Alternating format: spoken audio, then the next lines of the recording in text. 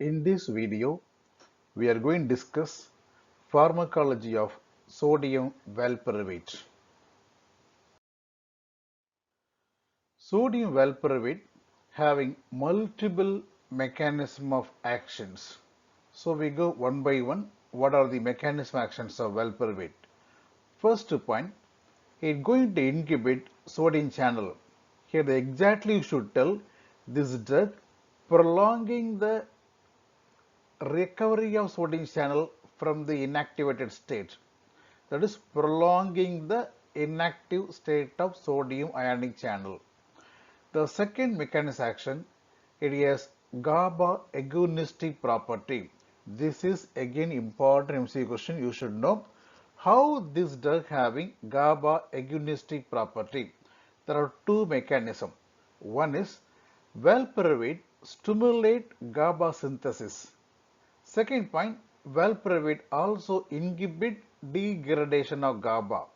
Here go exactly. Valproate stimulates synthesis of GABA by activating one enzyme called glutamic acid decarboxylase. It is the enzyme involved in synthesis of GABA. So, valproate stimulating glutamate decarboxylase, thereby promoting synthesis of GABA. Point number two, valproate having the property of inhibiting GABA transaminase enzyme.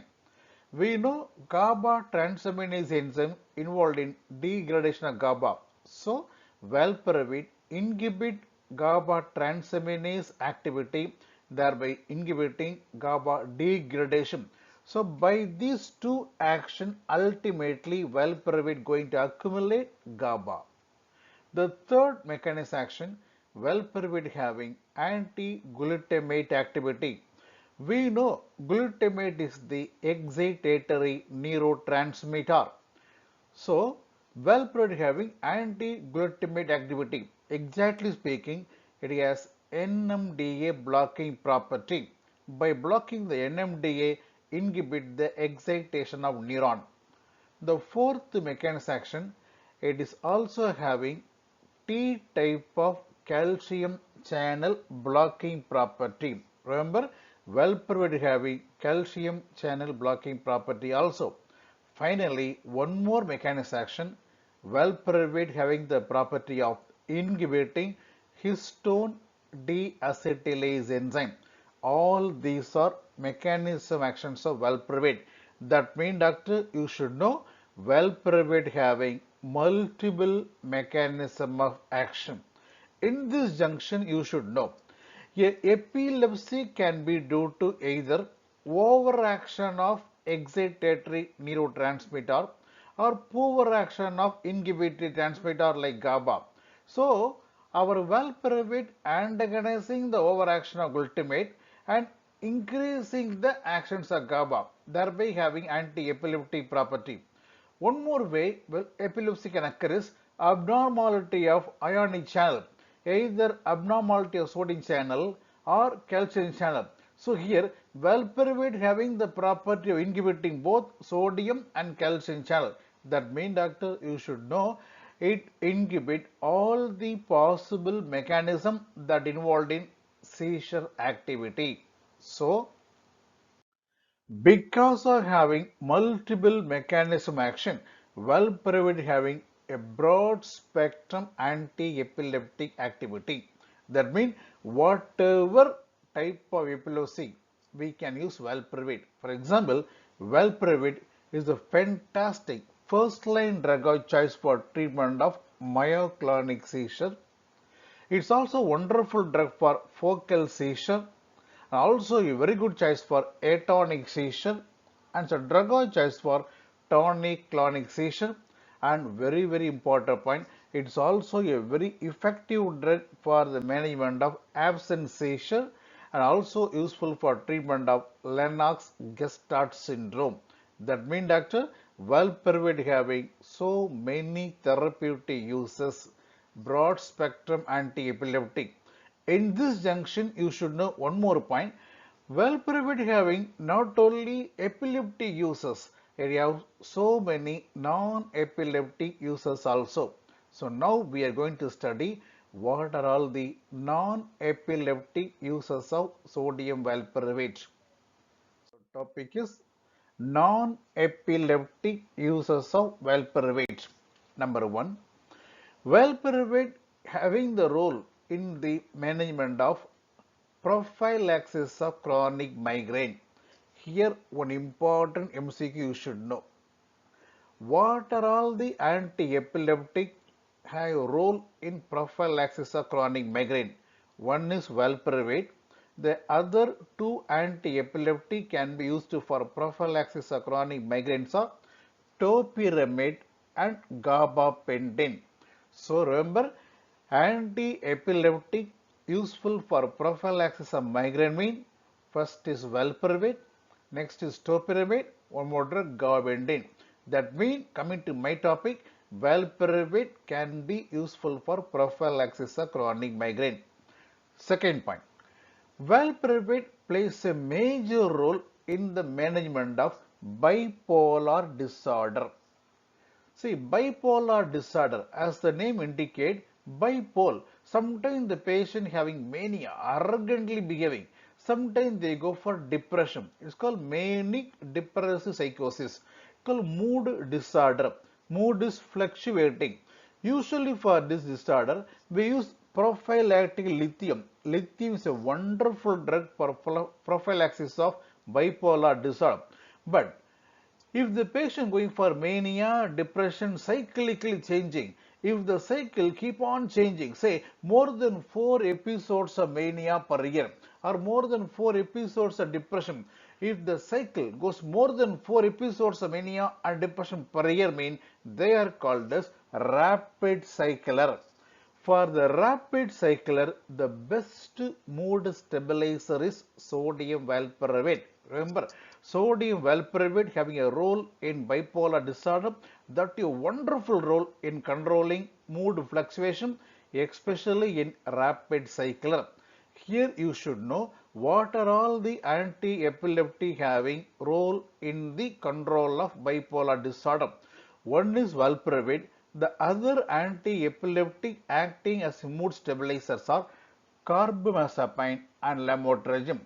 Here again you should know the valproate and carbamazepine useful for mania, whereas lamotrigine useful for controlling depressive phase of bipolar disorder. All these are extra information. Anyway, you should know valproate has a role in controlling mood fluctuation. And then coming to third point, valproate also useful for symptom relief in tardive dyskinesia.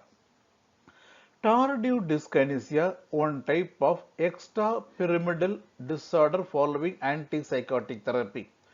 Usually for this tardive dyskinesia, there is no specific treatment. Even anticholinergic drugs are not effective. So only symptomatic therapy by using valproate. But recently we have a newer drug approved for treatment of tardive dyskinesia. That drug name is valbenazine. Very important, MCQ doctor, very important. Valbenazine, a VMAT inhibitor. VMAT means vesicular monoamine transporter 2. VMAT, vesicular monoamine transporter 2 inhibitor. It's a FDA approved drug for treatment of tardive dyskinesia. And finally, valproate also useful for controlling rheumatic chorea, controlling other abnormal movement disorder called rheumatic chorea. That means what I want to say, valproate having so many epileptic uses and so many non-epileptic uses also. And then we are going to discuss drug interactions of sodium valproate. Here first MC question, sodium valproate having microsomal enzyme inhibitory property. This drug going to inhibit CYP2C9 enzyme and also having the property of inhibiting UGT, that is an enzyme involved in glucuronyl transferation, involved in conjugation reaction. Now the question starts. Because of inhibiting CYP2C9, remember, if this drug given with the other drug, for example, we have some drug like phenytoin, phenobarbital. These drugs are generally undergoes metabolism by CYP2C9. So when I give valproate with the phenytoin, phenytoin may not be allowed for metabolism. Thereby, valproate increasing plasma level of phenytoin and phenobarbital. One more thing, valproate inhibiting this UGT enzyme, thereby inhibiting the conjugation, that is phase 2 reaction, inhibiting the phase 2 reactions of lamotrigine and lorazepam, thereby valproate increasing the adverse effect of lamotrigine, valproate increasing the adverse effect of lorazepam. All these points important. And another type of drug interaction, look here, valproate can displace phenytoin from the binding site. Phenytoin going to bind on plasma albumin. Valproate going to displace phenytoin from albumin. The free level of phenytoin will increases. Thereby also valproate increases phenytoin toxicity. So take home message 2 in number. Valproate increases plasma level of phenytoin. One mechanism by inhibiting CYP2C9 enzyme. The other mechanism is by displacing phenytoin from protein binding site. And third important drug interaction is concurrent administration of valproate and clonazepam. That is, simultaneous administration of valproate and clonazepam may precipitate absent seizure. Mechanism not known, it's a finding. So be careful about these interaction. So all these are very, very important drug interactions about sodium valproate. Finally, we are going to discuss adverse drug reactions of sodium valproate. For understanding the adverse drug reaction sodium valproate, use one mnemonic. The mnemonic is spelling valproate. Look at spelling val, V-A-L-P-R-O-A-T, valproate. Just fill the spelling. V for vomiting. That means GI toxicity. So one of the most common adverse effect of valproate, GI toxicity, like nausea, vomiting. Second point, valproate causes weight gain. This point important. Valproate having weight gain property. So which is the anti-epileptic causing weight gain? Valproate. And then mnemonic AL. Valproate spelling no AL. AL for alopecia. Curling of hairs. So alopecia. P. Pancreatitis. R. Skin rashes. O. O mean ovary. In female for treating epilepsy, if you give valproate, there may be risk of polycystic ovary disease. So O for PCOD pneumonic. A for allergy. T for teratogenicity. This is very important, very important. All anti-epileptic are teratogen, unsafe in pregnancy. Here you should know, among all anti-epileptic, the most teratogenic anti-epileptic is sodium valproate. It causes so many teratogenic problems. For example, may cause spina bifida, cardiovascular problem, orofacial, that is may cause cleft lip, cleft palate, and digital, that is finger problem. So abnormality in finger. So it's the most teratogenic anti-epileptic drug.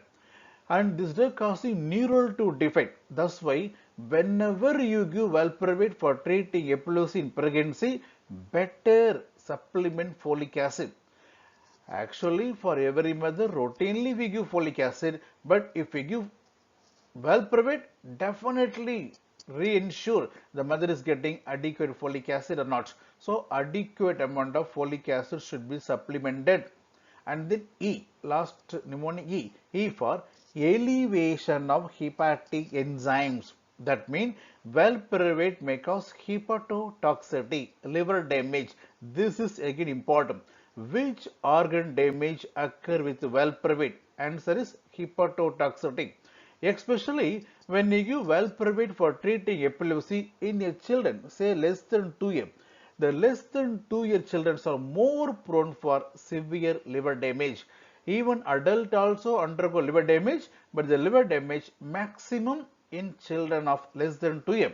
And the liver damage is due to formation of one metabolite called 2-propyl 4-pentanalic acid, that is valproate producing one metabolite. The metabolite name is 2-propyl 4-pentanalic acid that may cause liver damage. That's why to prevent the valproate induced liver damage, better to give some supplementation. We have one thing called antioxidant, carnitine. So carnitine can be supplemented. It's an antioxidant useful to control valproate induced liver damage. Other than the mnemonic, valproate spelling mnemonic, you should know some more adverse effects of valproate. Valproate may also causes hyperammonia and also causing tremor. Fine tremor is also important adverse effect of valproate. Okay, so what we done so far is so many important aspects of valproate, starting from mechanism action and then epileptic uses and then non-epileptic uses and then drug interaction. Finally, we know so many adverse effects of valproate. Remember, doctor, phenytoin carbamazepines are microsomal inducer, whereas valproate is the microsomal inhibitor. All these are very important points. So with this, I am finishing this video. Read well. All the best.